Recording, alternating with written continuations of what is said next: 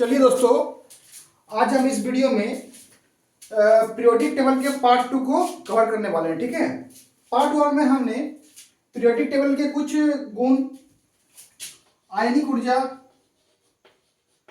परमाणु ऊर्जा और आयनन ऊर्जा के बारे में चर्चा की थी। ठीक है, इस पार्ट में हम विद्युत ऋणात्मकता के बारे में सबसे पहले चर्चा करेंगे। ठीक है, तो विद्युत ऋणात्मकता क्या होता है? जिसे मान लेते हैं ए और बी, इन दोनों के बीच इन दोनों ने अपना इलेक्ट्रॉन शेयर करके आपस में कोवेलेंट बॉन्ड का निर्माण किया है। तो अगर इस बी का इलेक्ट्रॉन खींचने की क्षमता अगर ज्यादा हो तो ये बी क्या करेगा? इस इलेक्ट्रॉन को अपने पास ले जाने का प्रयास करेगा। ठीक है, तो जब ये इस इलेक्ट्रॉन को अपने पास ले जाएगा तो इसके ऊपर डेल्टा नेगेटिव चार्ज और इसके ऊपर डेल्टा पॉजिटिव चार्ज उत्पन्न होगा। तो ये जो बी का जो गुण है कि बी इस इलेक्ट्रॉन को अपने पास खींच पा रहा है, इसी गुण को हम लोग क्या बोलते हैं? विद्युत ऋणात्मकता। ठीक है, विद्युत ऋणात्मकता, इसका इंग्लिश नाम क्या होता है? इलेक्ट्रोनेगेटिविटी। इसको हम लोग ई डॉट एन से सूचित करते हैं। ठीक है, ठीक है, या फिर ई एन, इस तरह से भी आप लिख सकते हैं। ठीक है, चलिए, तो विद्युत ऋणात्मकता किन बातों पर निर्भर करता है? तो इलेक्ट्रोनेगेटिविटी जो है ये क्या होता है? साइज का इनवर्स प्रोपोर्शनल होता है, साइज का व्युत्क्रमानुपाती होता है। यानी साइज किसी तत्व का जितना बढ़ेगा उसका इलेक्ट्रोनेगेटिविटी उतना ही कम होगा। ठीक है, चलिए इसका हम लोग देख लेते हैं ट्रेंड्स।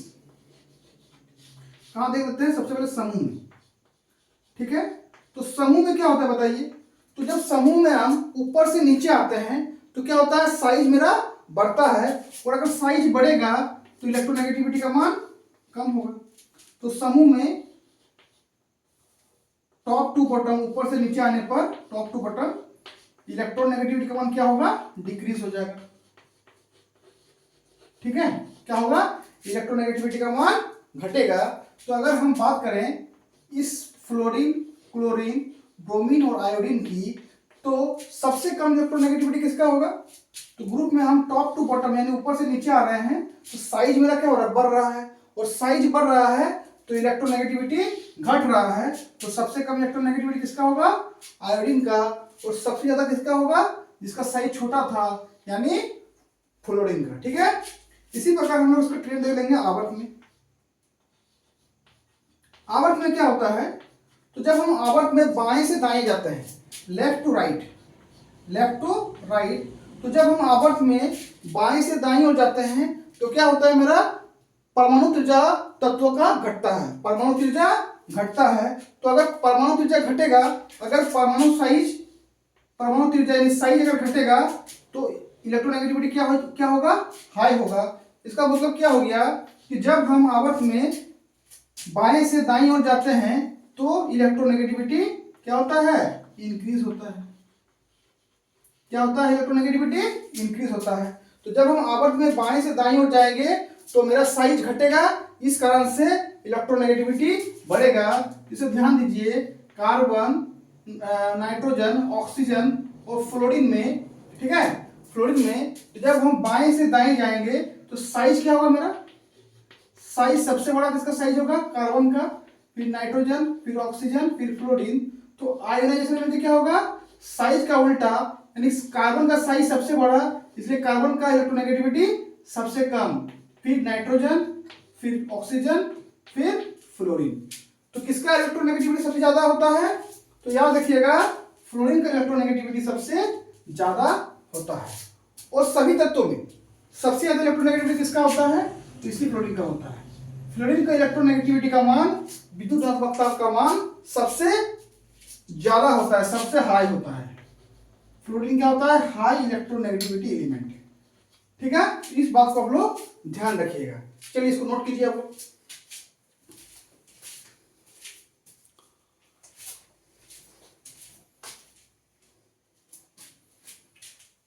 ठीक है, चलिए अब हम आगे बढ़ते हैं। तो जब भी आप एग्जाम, जो आपका कल या परसों जो भी एग्जाम है आपका केमिस्ट्री का, परसों जो एग्जाम है, तो पीरियोडिक टेबल में क्या क्या, जो पीरियोडिक टेबल का बेसिक चीज है, क्या क्या पढ़ के जाना है आपको? तो पी SPDF ब्लॉक का इलेक्ट्रॉनिक विन्यास पढ़ के जाना है। आयनिक ऊर्जा, आयनिक त्रिज्या, परमाणु त्रिज्या, आयनन ऊर्जा और विद्युत ऋणात्मकता, इन चारों को एकदम इंपॉर्टेंट रूप से पढ़ के जाना है। अंतिम पार्ट हम लोग का है ऑक्साइड। क्या है? ऑक्साइड। जो हम लोग का अंतिम पार्ट है वो क्या है? ऑक्साइड। ठीक है, तो बेसिकली हमको 4 ऑक्साइड पढ़ना है। ऐसे तो 3 ही ऑक्साइड से मेरा काम चल जाएगा। ठीक है, क्या क्या पढ़ना है? सबसे पहले आपको पढ़ना है बेसिक ऑक्साइड, इसके बाद पढ़ना है आपको एसिडिक, इसके बाद पढ़ना है आपको न्यूट्रल, और एक होता है एम्फोटेरिक। ठीक है, तो बेसिक ऑक्साइड क्या होता है? क्षारीय ऑक्साइड। क्षारीय ऑक्साइड, ये क्या ऑक्साइड है?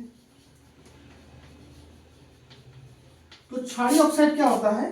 तो जितने भी धातु से जो ऑक्साइड बनता है, इसका मतलब धातु जो ऑक्सीजन के साथ क्रिया करके जो ऑक्साइड का निर्माण करता है, उससे हम क्या कहते हैं? क्षारीय ऑक्साइड। तो जितना भी धात्विक ऑक्साइड है सभी क्या होते हैं? क्षारीय ऑक्साइड। जैसे Na2O, CaO, ये सब क्या होता है आपका? सामान्यतः जितने भी धातु ऑक्साइड बनाते हैं उससे हम क्या कहते हैं? धात्विक ऑक्साइड। ZnO नहीं, आपका हो गया MgO हो गया आपका। ठीक है, ये सब क्या होते हैं? धात्विक ऑक्साइड होते हैं। ठीक है, अच्छा, इसका मतलब क्या होता है? Acidic oxide.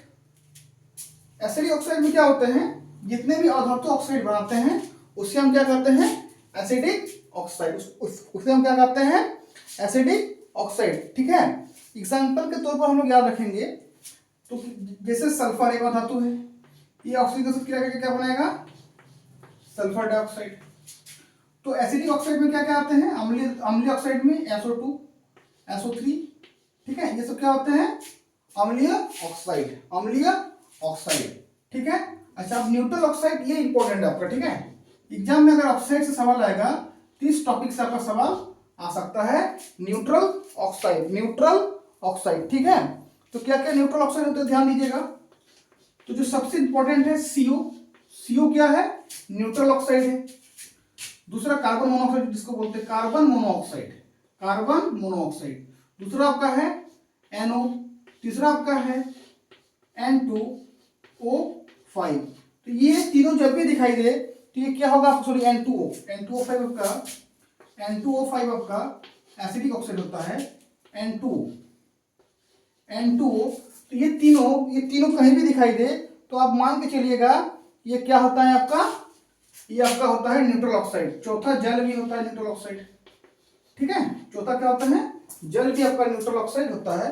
तो ये सिर्फ एग्जांपल आप लोग याद रखिएगा। अगर कहीं CO ऑप्शन में दिया है और न्यूट्रल ऑक्साइड पूछा तो CO आंसर होगा, या NO या N2O या फिर H2O। एम्फोटेरिक ऑक्साइड किसे कहते हैं? जिसमें ऐसे ऑक्साइड जिसमें अम्लीय या क्षारीय दोनों ही गुण पाए जाते हैं। ठीक है, कभी ये अम्ल की तरह व्यवहार करेगा, कभी ये क्षार की तरह व्यवहार करेगा, डिपेंड करेगा कि इसके सामने कौन सा वस्तु रखा हुआ है। ठीक है, तो इसका एग्जांपल क्या क्या है?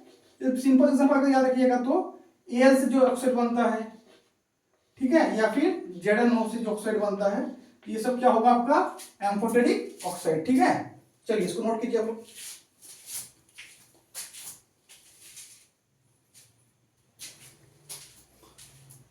ठीक है, इसको नोट कीजिए जल्दी।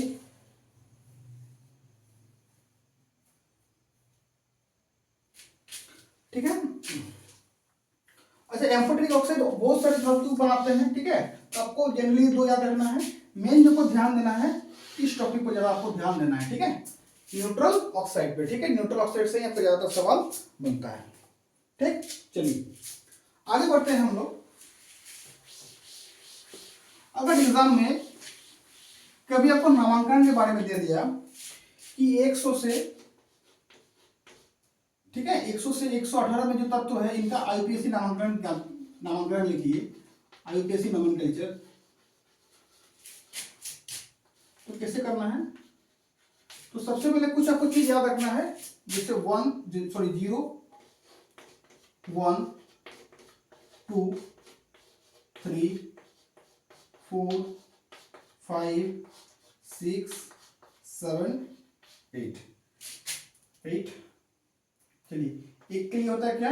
नील, 2 के लिए सॉरी 0 के लिए नील, 1 के लिए अन, 2 के लिए बाई, 3 के लिए ट्राई, 4 के लिए क्वाड, 5 के लिए पेंट, 6 के लिए हेक्स, 7 के लिए हेप्ट, 8 के लिए ऑक्ट, 9 के लिए क्या होता है इन।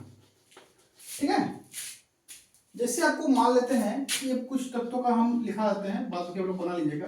101, 102, 108, 112 इतने तत्वों का हम लिखा देंगे कैसे IUPAC नामांकन लिखना है। जैसे यहाँ पर ध्यान दीजिएगा 100 में 1 है, सबसे पहले इसका नोट कीजिए। ठीक है, 100 में क्या है, 1 के लिए क्या यूज होगा अन, ठीक, 0 के लिए नील और फिर 0 के लिए नील, 0 के लिए नील। ठीक है, तो अन नील नील और लास्ट में आपको जोड़ना है IUM, तो अन नील नीलियम। ठीक है, इसका क्या होगा सिंबल, सिंबल में देख लीजिए, पहला अक्षर नील का पहला अक्षर, इस नील का पहला अक्षर, तो UNN, UNN ये होगा इसका, क्या होगा ये इसका संकेत। ठीक है, जैसे 101 का क्या होगा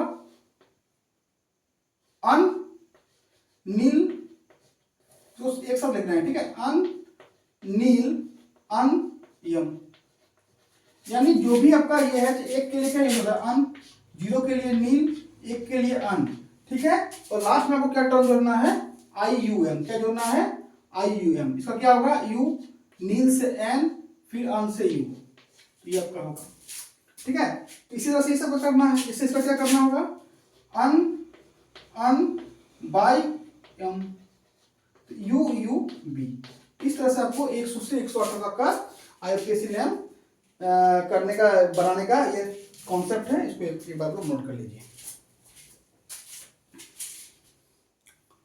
ठीक है, चलिए अब नोट करने के बाद अब हम एग्जाम में किस तरह से सवाल आएगा, सबसे पहले इसके बारे में चर्चा करते हैं। ठीक है, एग्जाम में किस तरह से सवाल पूछा गया है, किस तरह से सवाल आएगा।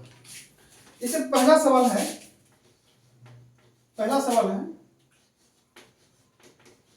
Argon 4s2। एक्चुअली ये सवाल का इलेक्ट्रॉनिक कॉन्फ़िगरेशन का है, लेकिन हम इसमें करा दे रहे हैं। ठीक है, Cu V cobalt, C chromium, and D Fe। तो एग्जाम में अगर ये सवाल आ गया कि बताइए ये इलेक्ट्रॉनिक विन्यास इनमें से किन तत्वों का होगा, ये इलेक्ट्रॉनिक विन्यास इनमें से किस तत्वों का होगा, तो ध्यान दीजिएगा 18, 2 20 और 10 30। अच्छा, इसमें क्या दिया है 4s2 है, सॉरी 4s1 दिया होगा, सॉरी। ठीक है, तो कितना हो गया इसमें आपका 18, 1 19 और 10 29। 29 किसका होता है, 29 आपका कॉपर का होता है, इसलिए ये आंसर हो जाएगा। ठीक है, अच्छा इस क्वेश्चन से ये भी पूछ सकता है कि ये जो इलेक्ट्रॉनिक विन्यास है यह किस ब्लॉक के तत्व का है। ये जो इलेक्ट्रॉनिक विन्यास दिया है ये किस ब्लॉक का तत्व है, तो आपको ध्यान देना होगा डी ब्लॉक का तत्व। कौन सा ब्लॉक का तत्व ये डी ब्लॉक का तत्व है। ठीक है, अच्छा इसको कैसे जानिएगा डी ब्लॉक का तत्व है, तो देख लीजिए डी ब्लॉक का क्या होता है इलेक्ट्रॉनिक विन्यास, डी 1 से लेकर 10 के बीच कुछ भी हो सकता है, NS 1 या 2। तो ये सीधा इस पर फिट बैठ रहा है, देखिए यहाँ का 1 4 है, तो डी का मान कितना होगा 4 माने से 3। ठीक है, तो यानी डी ब्लॉक एलिमेंट, ये किसका इलेक्ट्रॉनिक विन्यास है, तो ये डी ब्लॉक एलिमेंट का है। आप यहाँ से भी देख के बता सकते हैं। ठीक है, चलिए नेक्स्ट क्वेश्चन करते हैं। ठीक है, एक तत्व का परमाणु संख्या 35 है। यह ठीक है आवर्त सारणी में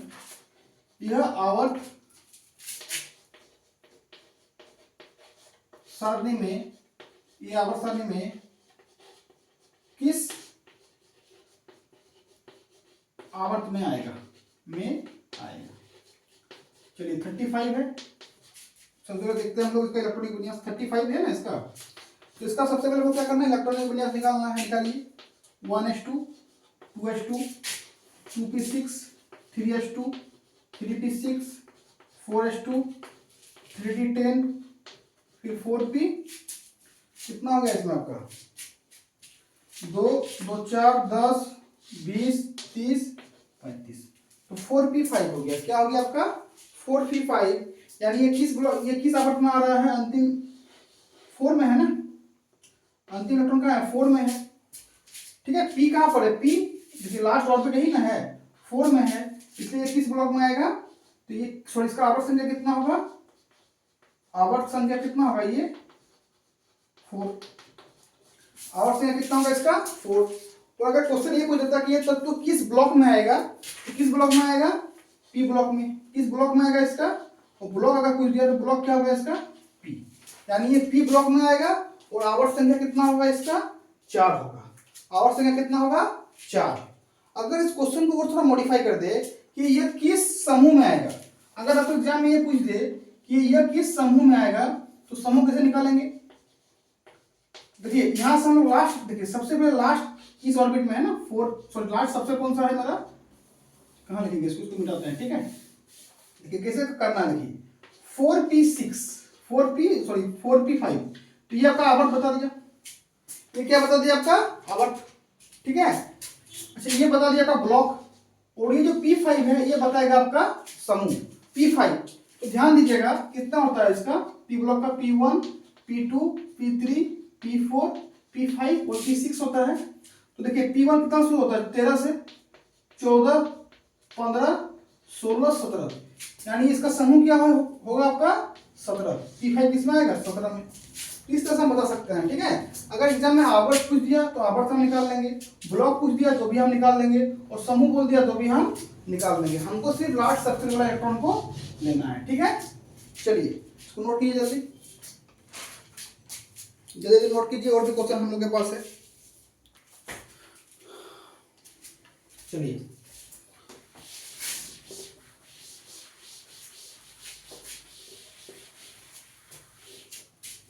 नेक्स्ट क्वेश्चन हम लोग के पास है, इनमें से कौन सा तत्व उदासीन है, इनमें से कौन सा ऑक्साइड उदासीन है, इनमें से देखिए आप लोग आंसर को लिख लीजिएगा, मॉडल सेट में भी ये क्वेश्चन सब दिया हुआ है, इनमें से कौन सा ऑक्साइड उदासीन है, तो इसमें दिया हुआ है strontium oxide, aluminium oxide, CO2 and CO। उदासीन ऑक्साइड आपको निकालना है, क्या निकालना है उदासीन ऑक्साइड, यानी न्यूट्रल ऑक्साइड। तभी मैंने बताया था न्यूट्रल ऑक्साइड क्या क्या होते हैं, CO क्या क्या होता है, क्या देखिएगा CO NO N2O N2O और H2O, इस चार को आप लोग हमेशा याद रखिएगा, ठीक है। तो इस टाइप का क्वेश्चन आएगा तो आप लोग फट से आंसर दे दीजिएगा कि इसमें CO है तो सिर्फ CO होगा, ठीक है। चलिए नेक्स्ट क्वेश्चन आपका है इलेक्ट्रोनेगेटिविटी हाई, इलेक्ट्रोनेगेटिविटी उच्च किस तत्व का होता है, उच्च। तो देखिए जब भी ऐसा सवाल दे दे, फ्लोरीन दे देगा, क्लोरीन दे देगा, हाइड्रोजन दे देगा, चौथा में ऑक्सीजन दे देगा, तो जब भी पूछेगा कि किसका इलेक्ट्रोनेगेटिविटी, EN का मतलब क्या होता है इलेक्ट्रोनेगेटिविटी, किसका विद्युत ऋणात्मकता उच्च होता है, तो हमेशा आपको आंख मूंद के फ्लोरीन देना है, ठीक है। फ्लोरीन का विद्युत ऋणात्मकता हमेशा उच्च होता है, ठीक है, सबसे हाई होता है। इसके बाद एक सवाल है, देखिए ये सवाल इस साल एग्जाम में आ सकता है, ठीक है, तो इसको VVI कर लीजिएगा कि किस समूह में धातु अधातु एवं उपधातु तीनों होते हैं, ठीक है, तीनों होते हैं, ठीक है, तीनों होते हैं, ठीक है, किस समूह में होते हैं, तो ध्यान दीजिएगा इस पर दिया है कुछ ग्रुप लिखा हुआ है, समूह मतलब ग्रुप 17 दिया हुआ है, ग्रुप 14 दिया हुआ है, ठीक, तीसरा दिया है ग्रुप 30, चौथा दिया है आपका B दिया है ग्रुप 12। तो अच्छा ऊपर वाला मिटा देते हैं, नोट कर लिए होंगे आप लोग। तो सवाल यह है कि किस समूह में धातु अधातु एवं उपधातु तीनों होते हैं, तो देखिए धातु यहाँ पर याद रखिएगा, धातु और उपधातु किस समूह में पाए जाते हैं? अगर किस समूह में, तो पी ब्लॉक में पाए, सॉरी किस ब्लॉक में पाए जाते हैं? तो पी ब्लॉक में। पी ब्लॉक ही ऐसा ब्लॉक है जिसमें धातु भी है, अधातु भी है और उपधातु भी है। बाकी जितना भी ब्लॉक है सब में धातु है। एस ब्लॉक में धातु है सभी, डी ब्लॉक में धातु है, एफ ब्लॉक में धातु है, पी ब्लॉक में तीनों चीज पाया जाता है, धातु, अधातु और उपधातु। तो यहाँ पर देखिए ये तो आंसर एलिमिनेट हो गया पहले ही। ग्रुप 12 किस में आता है? डी ब्लॉक में आता है। ग्रुप 12 डी ब्लॉक में आता है। सी ब्लॉक को कितना ग्रुप मिला है? 13 से लेकर 18 तक। तो ये तो ग्रुप 12 डी ब्लॉक में है, ये आंसर होगा नहीं। अब ये 3 में से कुछ छांटना है। तो सबसे पहले 17। अच्छा, ग्रुप 17 को हम लोग क्या बोलते हैं? इंपॉर्टेंट पॉइंट ये भी याद रखिएगा। ग्रुप 17 को क्या बोलते हैं हम लोग? हैलोजन। तो इससे भी सवाल हो सकता है, ठीक है, कि ग्रुप 17 को क्या बोला जाता है? तो ग्रुप 17 को हम लोग क्या बोलते हैं? ग्रुप 17 को हम लोग बोलते हैं हैलोजन ग्रुप। तो इस तरह का भी सवाल आ सकता है कि ग्रुप, इनमें से हैलोजन ग्रुप किसको कहा जाता है? तो क्या आंसर होगा आपका? ग्रुप 17। इनमें से हैलोजन ग्रुप किसको कहा जाता है? तो ग्रुप 17 को क्या कहा जाता है? Halogen group. और ग्रुप 18 को क्या कहा जाता है? ग्रुप 18 को कहा जाता है inert gas group. Inert gas group. तो ये 2 चीज आप लोग याद रखिएगा, ठीक है। ग्रुप 17 को हैलोजन ग्रुप और ग्रुप 18 को इनर्ट गैस ग्रुप। अब हम क्वेश्चन की तरफ आते हैं। ग्रुप 17 दिया है, ग्रुप 14 दिया है और ग्रुप 13 दिया हुआ है। अब इसमें एलिमेंट आपको याद होना चाहिए, ग्रुप 13 में क्या क्या एलिमेंट आता है। तो देखिए इसका पहला एलिमेंट क्या होगा? बोरोन। इसका पहला एलिमेंट क्या होगा? कार्बन, ठीक है। क्योंकि देखिए ग्रुप 13 बोरोन हो गया, ग्रुप 14 हो गया कार्बन और ग्रुप 17 हो गया आपका हाइड्रोजन, ठीक है। ग्रुप 17 क्या हो गया आपका? हाइड्रोजन। तो देखिए इसका तत्व लिखिए, क्या क्या होता है इसमें।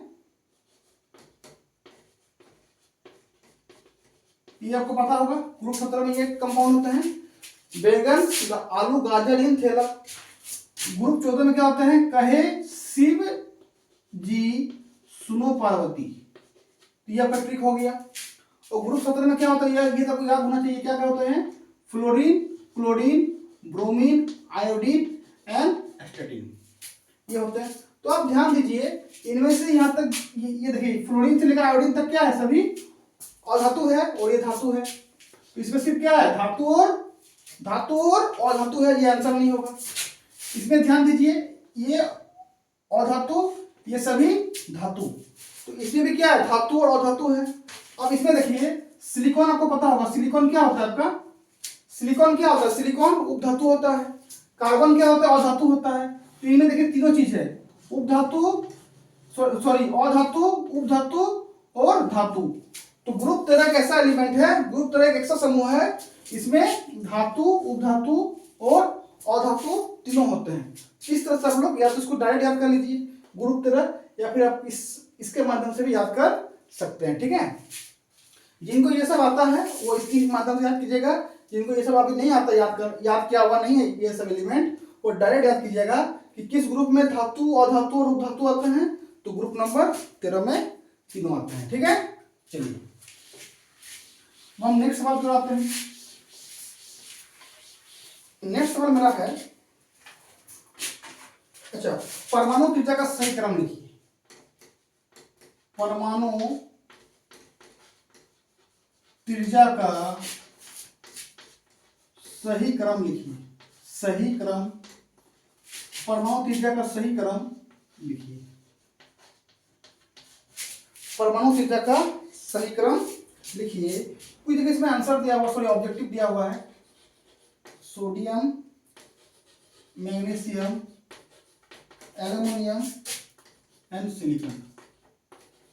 बी नंबर दिया हुआ है एल्युमिनियम, सिलिकॉन, सोडियम और मैग्नीशियम। सी नंबर पर दिया हुआ क्या है? सिलिकॉन, एल्युमिनियम, मैग्नीशियम और सोडियम। एंड डी नंबर पे दिया गया है सिलिकॉन, एल्युमिनियम, सोडियम और मैग्नीशियम। ये आपको ऑब्जेक्टिव दिया हुआ है। तो सबसे पहले आपको सोचना, देखिए सोडियम, मैग्नीशियम, एल्युमिनियम, सिलिकॉन।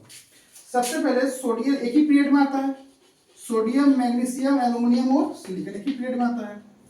ठीक है। अब एक ध्यान दीजिएगा कि हम लोग पढ़े होंगे कि पीरियड में जब हम बाएं से दाएं जाते हैं, लेफ्ट टू राइट, तो क्या होता है, साइज मेरा घटता है, साइज मेरा घटता है। यानी साइज कैसा होगा, साइज घटेगा, यानी जो पहले आएगा उसका ज्यादा होगा, जो बाद में आएगा उसका कम होगा।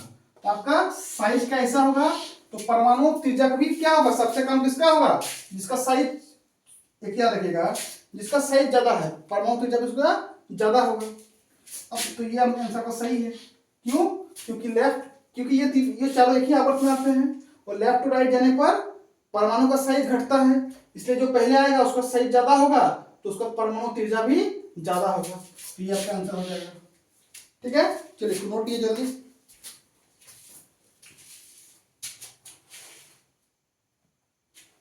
ठीक है, चलिए हम अगले क्वेश्चन को बढ़ते हैं।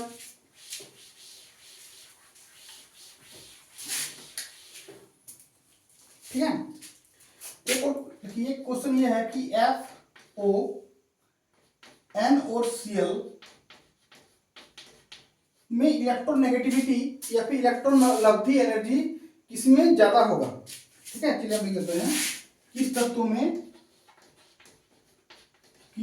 में इलेक्ट्रॉन लब्धि ऊर्जा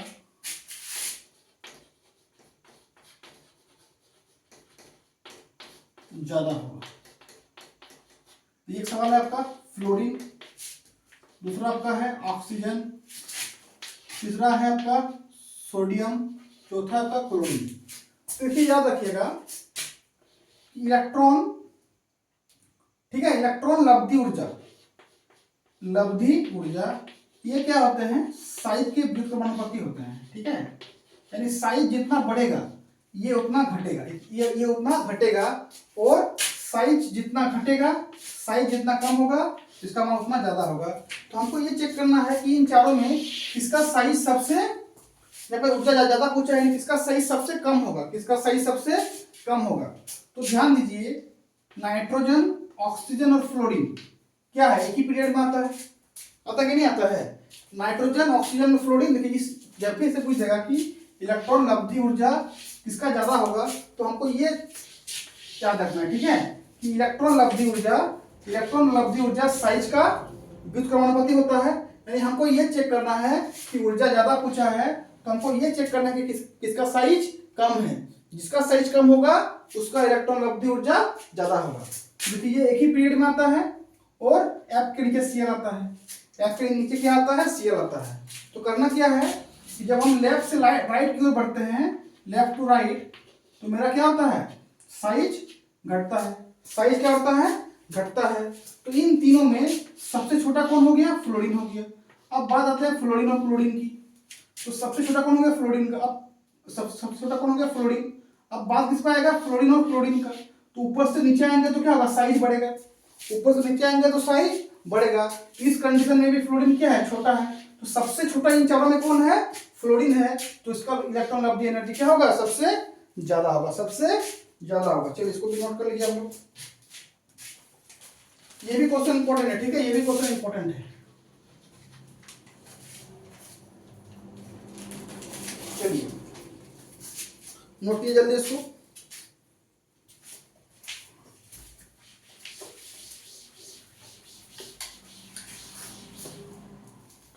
चलिए नेक्स्ट आपका है, ये इस साल आया हुआ सवाल है, निम्न में किस विन्यास की आयनन ऊर्जा ज्यादा है। दिया गया है आपका NH2, NP3, बी दिया है NH2, NP2, सी दिया हुआ है NH2, NP1 एंड डी दिया गया है NH2, NP6। तो निम्न में किस विन्यास की आयनन ऊर्जा ज्यादा है। तो हमेशा याद रखिएगा आयनन ऊर्जा क्या होते हैं, कि आयनन ऊर्जा का भी एक टर्म पढ़ाते हैं। आयनन ऊर्जा भी क्या होते हैं, साइज की समानुपाती होते हैं। कि साइज क्या होते हैं, इसके बराबर होते हैं। इसका मतलब क्या हो गया कि साइज जितना बड़ा होगा आयनन ऊर्जा उतना कम लगेगा। साइज जितना बड़ा होगा आयनन ऊर्जा उतना कम लगेगा। लेकिन इसमें हमको दूसरा कॉन्सेप्ट लगाना है, ठीक है। इसमें हमको देखना है, एक और कॉन्सेप्ट आता है, क्या आता है आयनन ऊर्जा का, कि अर्ध भरा या पूर्ण भरा कक्षक का आयनन ऊर्जा सबसे ज्यादा होता है। तो यहाँ ध्यान दीजिएगा, देखिए सबसे पहले P को देखिए, P यहाँ पर अर्ध भरा है और चूंकि यहाँ पर P पूरा भरा हुआ है तो ये पूरा भरा हुआ है, सबसे ज्यादा स्टेबल है, यहाँ पर आयनन ऊर्जा का मान सबसे ज्यादा होगा। तो हमको देखना है कि अर्ध भरा और पूरा भरा, तो पूर्ण भरा का क्या होगा, आयनन ऊर्जा का मान सबसे ज्यादा होगा। तो ये सबसे पूर्ण भरा है, इसलिए इसका आयनन ऊर्जा का मान सबसे ज्यादा होगा। अब एक और सवाल आता है कि संक्रमण तत्व किस ब्लॉक में आते हैं, तो वो पता होगा डी ब्लॉक में आता है संक्रमण तत्व। और आंतरिक संक्रमण तत्व किस ब्लॉक में आते हैं, तो एफ ब्लॉक में आते हैं। क्षारीय धातु किस ब्लॉक में आते हैं, तो S1 में आते हैं। और क्षारीय मृदा धातु किस ब्लॉक में आते हैं, तो S2 में आते हैं। तो ये सब भी आप लोग लिख लीजिएगा एक बार, ठीक है। चलिए इतना आप लोग कर लीजिए। और अब तो 1-2 दिन और बचा हुआ है, तो मॉडल सेट में जितना भी क्वेश्चन आपका है, तो हमने जो कॉन्सेप्ट बताया उस कॉन्सेप्ट को करके सारे क्वेश्चन को कीजिएगा, तो आपका परीक्षा में जो क्वेश्चन है इन्हीं में से आपको दिखाई देगा, ठीक है। तो आज का वीडियो यहीं पर समाप्त करते हैं, धन्यवाद।